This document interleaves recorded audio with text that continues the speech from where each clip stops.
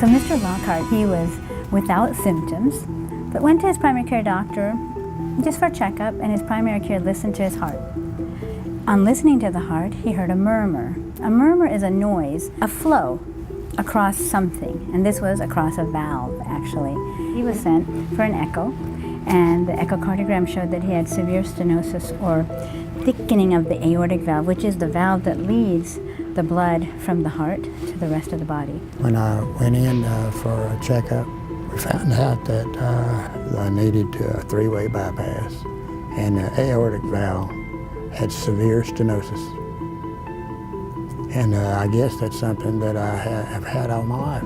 And I had no pain to indicate I had a problem. Well, that means severe can become critical and people can die suddenly without any symptoms. Immediately I sent him for further evaluation with the surgeon. So he was really saved by a primary care doctor listening to his valve, listening for that murmur. And I couldn't have been happier with the results that's been achieved thus far. I feel like I'm good for another 40 years maybe, and be one of those people from biblical days. The heart can accommodate over time. Now, if something happens acutely, people will be symptomatic. They may be short of breath, they may have chest pain, because something happened.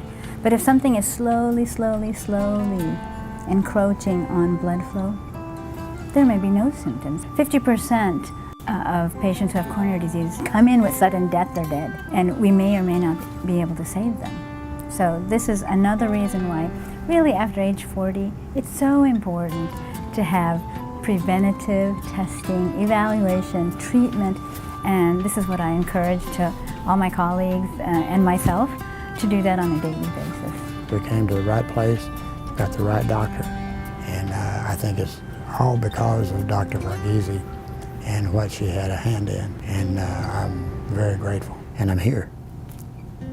Can't beat that.